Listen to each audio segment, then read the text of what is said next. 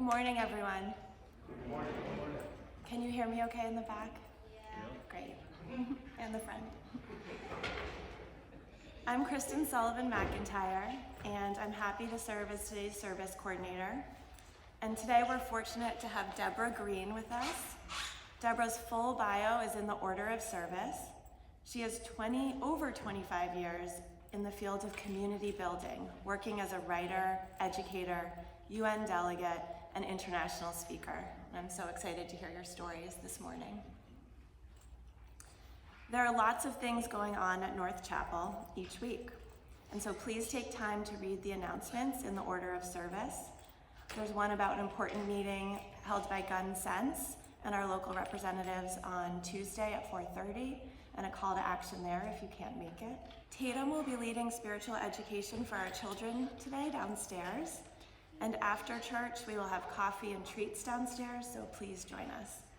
As we move through the holiday season, this month's theme is light.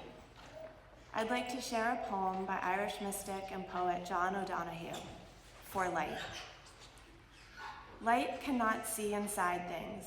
That is what the dark is for.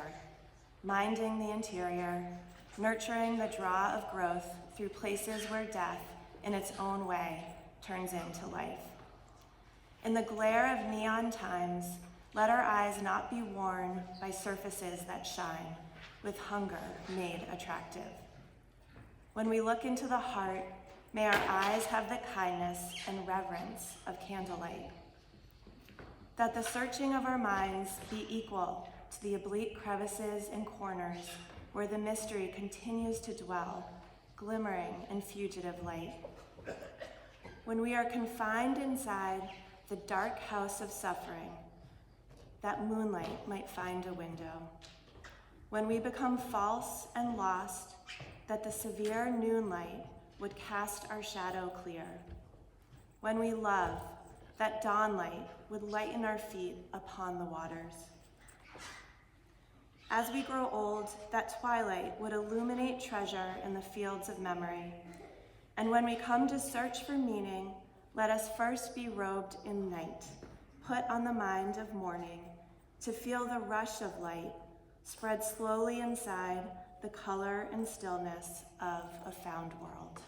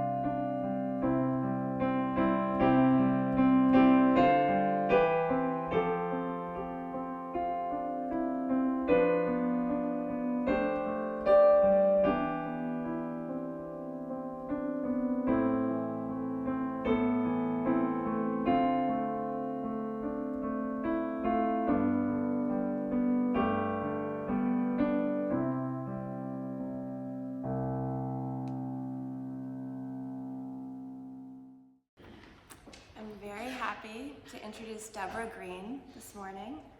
Deborah has worked at the intersection of art and community building for years around the globe, and she now serves as the executive director of Pentangle and TEDx here in Woodstock. This is how it began. It began with a stool and a camera and a broken heart, with one question that was playing on repeat for me. We're better than this, aren't we? Aren't we better than this? And I got on the road in an old Saab station wagon, me and this ridiculous stool that was way too hard and cumbersome to be lugging up mountains to stand to listen to people speak. So I'm going to start with you like I started every conversation that I had on the road, and I'm just gonna ask you to go with it for a second. What I would do, I would sit behind the camera and the person would sit on the stool. And I would ask them if they were willing to just close their eyes for a second. And I would do the same.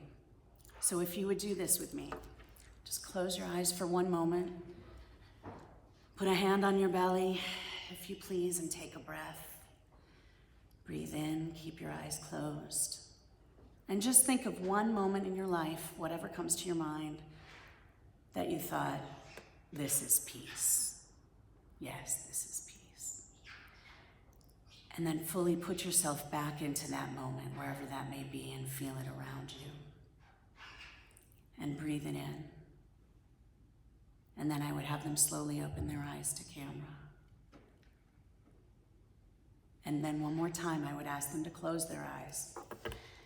And I would say, think of someone you love and bring them around you and feel them in the air around you. And breathe them in and out. And slowly open your eyes to camera. And then I would ask, if it wasn't too personal, if they would be willing to share one of those moments with me. It was wonderful to watch the eyes as people opened their eyes each time. And you could almost, as they opened their eyes, you almost saw what they were seeing in how their faces transformed and how their eyes opened. It was breathtaking. 800 interviews around the country during this one moment in time, when I got on the road simply because my heart was broken open. So this is what came to me. What if we were calm? What if you were calm and I was calm and she was calm just for a moment? Just for a moment, how would that change our environment? As a kid, I was a kind of odd kid. I grew up here in Vermont and in Boston, and I didn't really play with Barbies. I would go into the field above the falconry and pretend as a storm came in that I was going to conjure a storm and save the village. And my heroes were Helen Keller and Anne Frank. I was kind of built for serious times, always have been. And after 9/11, I went on the road and went up and down the coast and spoke to kids about their state of peace. And that's where the concept of 3 feet of peace came from, which I'll talk about in a moment. But it was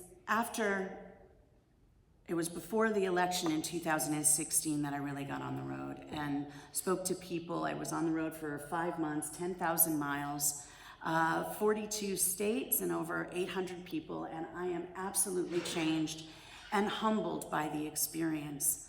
Those people now live in my heart. You can't sit across from people silently and hear them open up without being truly changed. I became a professional witness, and I gave people space to say what they had to say, to hear it, and to give them the space to hear themselves. And I remember getting through my first pass and landing here in Woodstock, and I started showing my mom the films, and she was just so awestruck. She said, "Where did you find these people? How did you arrange this? You know, these people are so wise." And I said to my mom, you know, if we just stop and listen to people, everybody is so wise.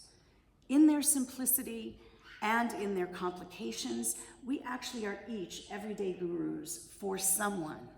We each have the answers. And sometimes I'm sad for the kids who sit on their phones when they're traveling, because I think of all the voices when I was stuck at an airport or waiting in line somewhere for hours and hours, and the person sitting next to me said that thing that changed my life, and I never saw them again.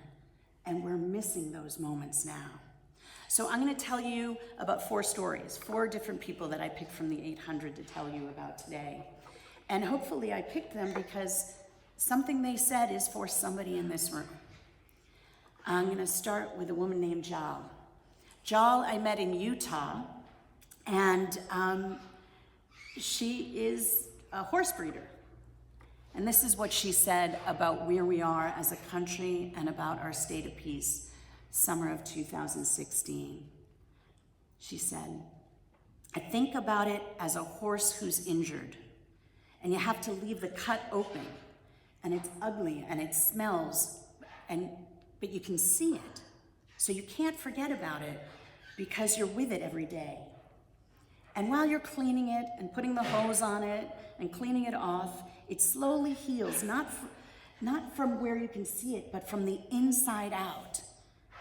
And there is nothing superficial when it finally heals, because it's taken the time to rebuild from its core, all while it's still getting its thin skin, the thin new skin, which is actually very delicate.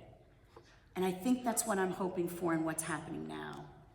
And it's not right now, and it stinks, and it's hard to look at, and it makes me want to gag, but it's out in the air and we can see it. And if we have the chance now, if we do it, we're going to come together to really rebuild and heal intentionally from the inside out. Just a random thought from someone on the road. When I got on the road, I was heartbroken from a loss of a child that I was adopting in Haiti. I was that walking wound. And like Forrest Gump, after his mom died, I just got on the road. And I just wanted to hear somebody else's thoughts rather than my own for a second. And I kept driving and driving. And this is one story. The guy's name is Ron. He's on the border of Arizona and New Mexico. And that's all I could tell you where this place was. I am white knuckling it through a one-lane road, winding through a highway in the mountains of Arizona and New Mexico. And it was news to me at that time that rain could actually fall down sideways and from the ground up at the same time. And it was a very unfortunate moment to be discovering it on this highway.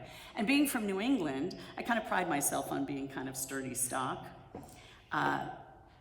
And I'd been in blinding snows, but I had never experienced blinding rain. And when I finally took a breath, in a sudden flash, it stopped. Have you been in those where the rain comes and flows over you like a sheath, and then it's gone? And a little bit shaken, I just drove off the road and first road I found was a junkyard or a mechanic shop. I can't really tell you what it was, but it was unpaved, and there were rows and rows of rusted cars. And something was kind of off about it because it just stood out of nowhere. And in the mayhem, it was absolutely breathtaking. And I grabbed my camera and I started down the roads and I found some peace. And then as I turned a corner, there stood this very large man, standing very still, walking to me from a garage. And I looked around and I realized I was in this epic large valley with no sign of life, not even a town, and me and this very large man walking towards me in this garden of old cars. And I took a breath and I thought, okay, well, this could go one of two ways. And instead, this very sparkly man approached me. Oh my gosh. He still had, the sunglasses, and, when it has the little tag on it, he was still wearing the tag on it. His name was Ron, and he resembled kind of Leonardo da Vinci in one of his old portraits. So he was kind of a Da Vinci in Wrangler overalls. And he had no computer, no phone, no internet. He had a TV with dog antennas, so he could keep track of his boys who live in a big city. And his calm was contagious. And he sat with me, and even though I came from a city, he had no judgment of me. And almost like in a cliche moment, he handed me an orange soda in a glass bottle that must have been from the 70s. And we sat and we talked. I have a stunning image of that rusted patina, and it made me think that's what our country is at this moment.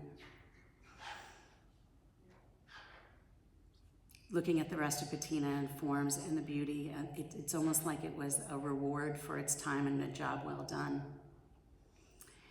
And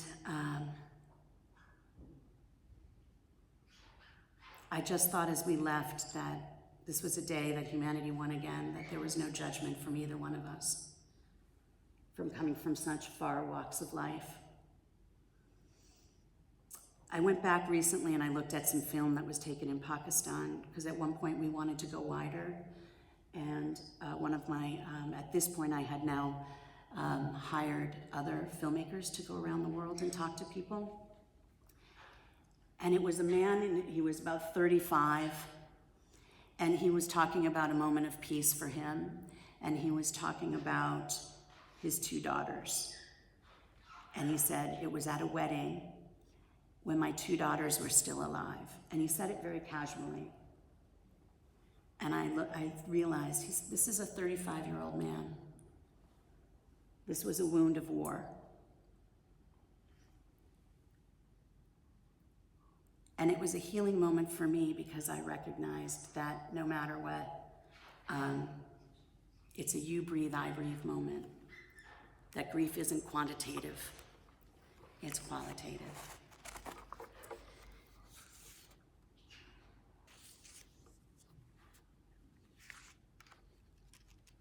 I want to make sure that I get to the main point as we sit here tonight,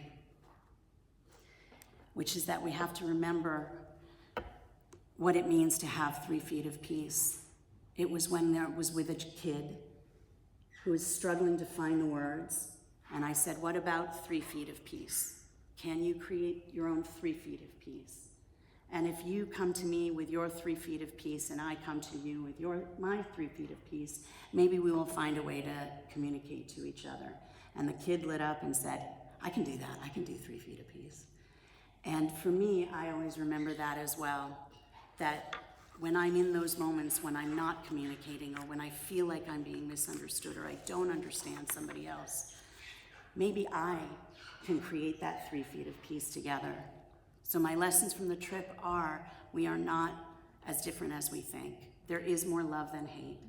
And when people feel safe, they are kind and generous. And even the bigot wants to remain and be thought of as peaceful for his own person, kind for his own people. And that becomes our connective dot. So for me, what I wish for you is that your next choice will bring you peace, and then you will bring that peace to the world. And then maybe each of us, we can cultivate that peace and slowly make a difference in the world. Thank you.